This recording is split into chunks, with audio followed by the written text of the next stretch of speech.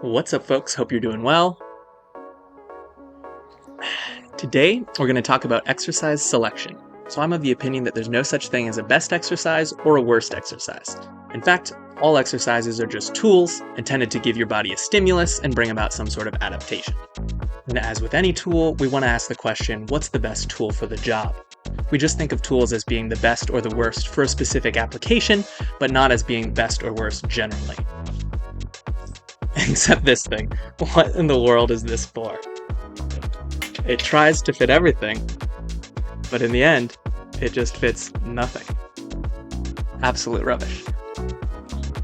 The art of exercise selection is really just about choosing the right one for you at this time. So in this video, rather than telling you which exercises you should be doing, I'm going to present a logical framework with the principles that I use to make exercise selections so that you have the tools to decide which exercises you should be doing for yourself. This is actually going to be a two-part video. In this video, I'm going to outlay the theory, and in the next video, I'll give you an example from my actual current programming to see how I arrived at the exercises I'm currently doing. Once that's released, it'll be linked up here. And I hope this information is helpful for you. If it is, please consider liking and subscribing. It'll help spread the message. All right, let's get into it. So I'll first introduce my 3 criteria for exercise selection in order of importance, and then explain how they all fit together.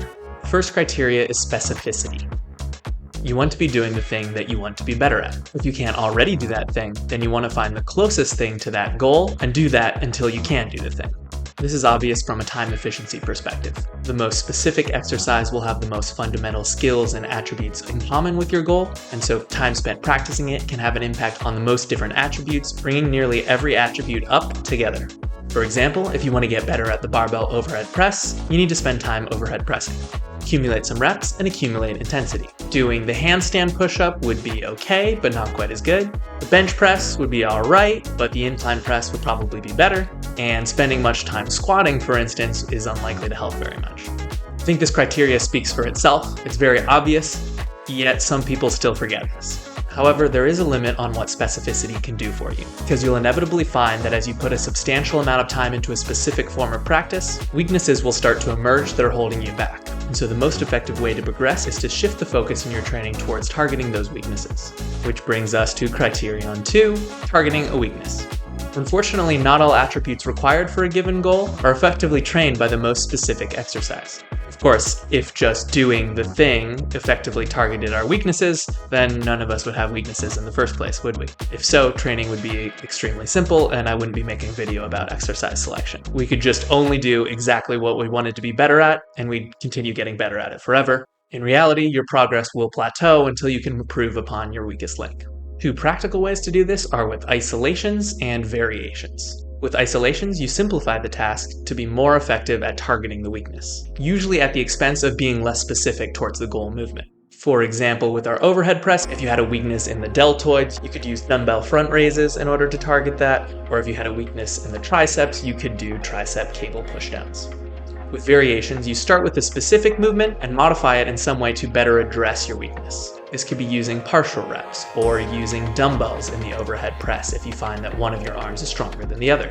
This could involve changing the grip width, or performing a seated version of the exercise to enforce stricter back form. The pros of variations is that they're generally much more specific to the goal exercise. The cons are that they're inherently more complex, and thus you're likely to default into the old patterns that are causing you these weaknesses in the first place. Thus, I find it's often easier to start out with an isolation exercise, where it's easy to establish a strong mind-muscle connection, with less overall details to think about, and then progress to integrating variations later on. The third principle is to supplement our primary exercise with a bit of balance, or in other words, antagonist exercises. The problem with getting highly specific in any form of training is that in excess, it can lead to overuse injuries and joint imbalance. So if you're going to be doing a lot of overhead pressing, you're going to be stressing the shoulder and elbow joints heavily, but only in one direction. So maybe doing some other exercise in order to balance that out might be a good idea. As we can see, pull-ups takes the arms through a nearly identical movement as the overhead press, with the key difference that gravity pulls the barbell down in the overhead press, whereas it pulls the body down with the pull-up. By adding a small amount of pull-up work to your program, you can help balance out the wear and tear on the shoulder and elbow joints by applying torque from the opposite direction. Balance or antagonist work helps for 2 reasons. The first is that injury prevention will help you out a ton in the long run. To truly progress in anything, you're going to need to put in a lot of reps over a lot of time, and having an injury will drastically set you back. The second is that there's often a huge amount of synergy to be gained from doing antagonist training, because almost everything in our bodies are connected and interrelated.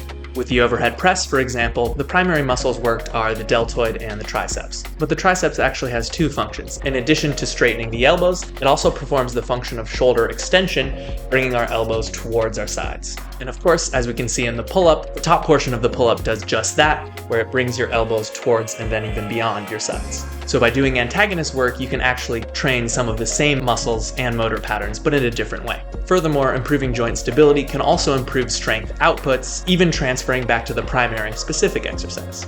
So if you made it this far, I appreciate you, and I'll give you a bonus criterion, that of pragmatism. The perfect plan, in theory, must be put into practice. So you have to choose exercises that you will actually do. If you can't bring yourself to do an exercise because it's too boring, or because you don't have access to the right equipment for it, then maybe focus on something that's going to be easier to stick with. Even if it's a theoretically less effective tool, if you're able to stick with it, you'll get much more use out of it in the long run. This, I believe, is the main reason that cookie-cutter training plans seldom deliver excellent results. No matter how sound the logic is behind them, differences in personal preference will affect how the trainees are able to implement them and how much effort they're able to put into it, which in the end totally outweighs the theoretical positive effects of exercise selection. So finally, I'll leave you with a couple principles to guide you in applying these criteria. First is that less is more. You get diminishing returns from extra exercises you add, so just start out with a few and only add more as you deem necessary.